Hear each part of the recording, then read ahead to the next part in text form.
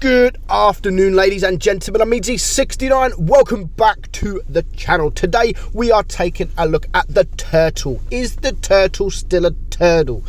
Because basically when Wargaming released this tank, it wasn't the best of tanks, but yet I still somehow enjoyed it a little bit. I got lucky with some bounces and it felt okay to me. But Wargaming buffed the armor profile, and you can see now that up right at the top you got red and you got a bit of red at the bottom there, and the armor now is actually not that bad. It's pretty decent, to be honest. It's not the best and it's not impenetrable. People can penetrate it, of course. Tier 9s will easily be able to penetrate it, and Tier 8s will be able to penetrate it, but there's a lot of tanks out there that will have to switch to the premium ammo to be able to penetrate it. Now the Turdle, like all the other tanks in the line of the AT, I've always said these tanks should be well armored. That's but what they are. They're all slow, but they had no armor. The Tortoise had no armor. The AT-15, no armor. But they're really slow, but they're all known to be heavily armored, but yet they just wasn't. And they were just easily dealt with. So Wargaming have buffed the Tortoise. We've already spoke about that. It was a nice buff, but I do think it needs just a little bit more. Just a little bit more. And now they've buffed also the Turdle. So is it worth playing? I mean, is it worth buying when it does come in for the store? It all depends on the price, of course, and I don't think it's changed massively. Yes, you can get more bounces now because of that, the armor profile, and if you can angle, it doesn't have the hatches which things like the Tortoise has got, which is good. It's got small hatches. But the gun is still really good. The gun is still good. DPM still good. Of course, it is just the speed that's not so good. But give it the right map. Give it the right map, you will have some fun. I mean, a map like Himmelsdorf, for instance, will be a really good map. This isn't too bad of a map, considering most of the team now, apart from the medium tanks, have come this way into the middle. So, of course, I'm going to turn for the middle now because I know people with here. They have capped A, and here the tanks come. So they are started to get spotted. Now, at the moment, we're only on, it's a 4 versus 5. It's a 4 versus 5. I've got the VK next to me to sort of shoot behind me, so I can look this way, and I'm not really too bothered what's behind me. Of course, you got the E5 here, and I'm trying to get the shots on him, but I do get penned, and that's what I mean. Like, it's not impenetrable.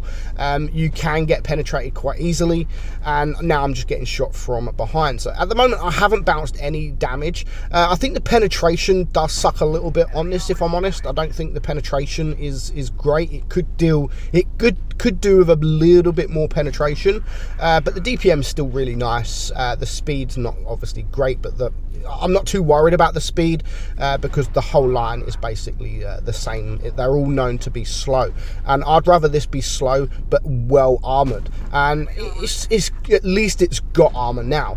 Of course, you do need to sort of angle your tank around buildings, so sort of we're going to try and show it here what I mean by angling your tank to sort of get up to a building and then sort of use the gun arc around, and then that's when you will get some bounces. Of course, hiding the hatch is quite small anyway, so you might get some bounces, or people, if you're moving, you might they might miss. But we managed to farm up a little bit of damage here. I mean, we haven't done anything special whatsoever, and we are going to now kill this this T28 prototype for our 3rd kill and 3.3k damage. So it was easy to get that damage. We didn't really get attacked too much, but I do like the buff. I definitely think it needed the buff, but again, like the whole line, they're not invincible. They're not invincible. People can just switch to the premium ammunition, especially if you are up against sort of the tier 8, tier 9. Yeah, you're going to get penned easily. But when you are up against the tier 7s, then yeah, you're going to get more bounces than not, probably, if you angle right. So here we're going to watch a game And he does brilliantly. He does absolutely brilliantly. I love this this camo. I don't know why I haven't got this camo. I think this camo is absolutely amazing. So he's heading towards the cap area now. Again, this is another nice map because you've got, it's quite a small map. There's not that many hills, and you can get there quite quickly. And you've got a lot of cover because you've got sort of these walls here that can cover, and you need that with this tank. Don't get caught out in the open because you're just going to get ripped apart because you are slow. Always try and keep hard cover to either the left of you, behind, like he's doing here. He's got the building to his left, and always try, if you can, to do that. Like, don't head over to the right side now in the middle of a map where you're just going to get absolutely obliterated.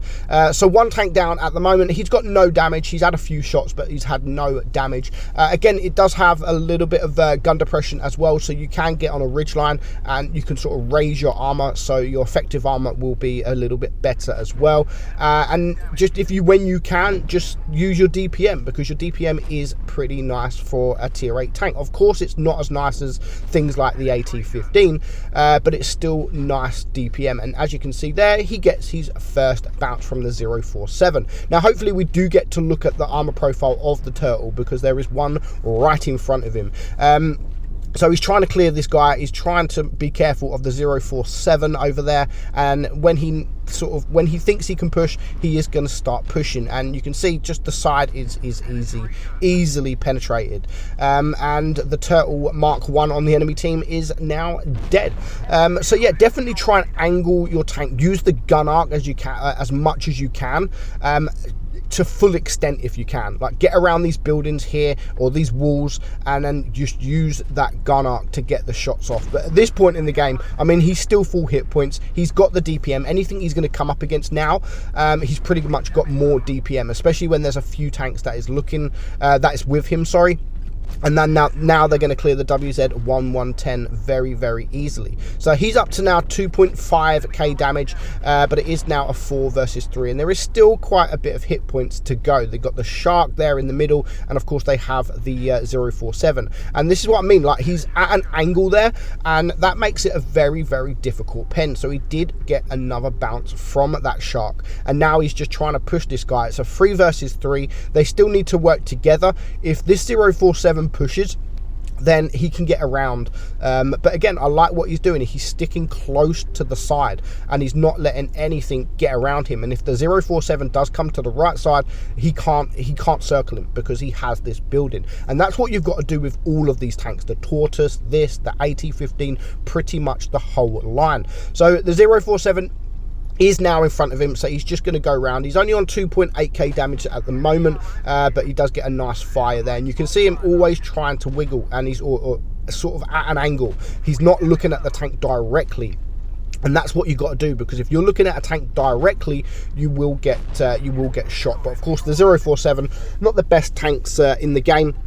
And he gets another few bounces. So he's now on 3.7k damage, 900 blocked damage, and now it's just a 3 versus 2. But there's still a lot of work to do. There is still a lot of work to do, because the EXP over there is pretty much full hit points, and this Shark is actually a very, very good tank. So he doesn't know what to do at the moment. Does he push right? Does he push left and try to help his SU-130? And of course he does start to push left, but he's got no shots at the moment on that EXP. And he does angle, and he does get a nice shot. And again, as he's reversing, he's not reversing straight, he's reversing at an angle, and because he reversed at an angle, he gets another bounce from the EXP, which has actually got really good pen, and it's a good tank, to be honest. And he's bounced 1,300 now. And at this point, I think he knows it's game over. And again, you can see he's trying to go in at an angle. That time doesn't really work, but now he can just push this Shark. He's got this Shark, he's got him over DPM, and he's just going to get close. And again, look at that, he's trying to angle. Unfortunately, doesn't quite work, but he, at that point in the game, didn't really need it. So yeah, definitely a nice tank, a nicer tank. Still not the best of tanks. Makes nice credits. It can get bounces, as you see there, but you really need to get your angles correct, because if you don't get your angles correct, you're not going to bounce too much, especially when you are bottom tier. But yeah, I like the buff, really good buff. Thank you Wargaming for finally buffing these tanks that need buffing, but yeah, is it enough? It's enough. I do think the buff is enough for this tank. Hope you enjoyed it, guys. I'm Meadsy, and I'll catch you all soon. Bye bye.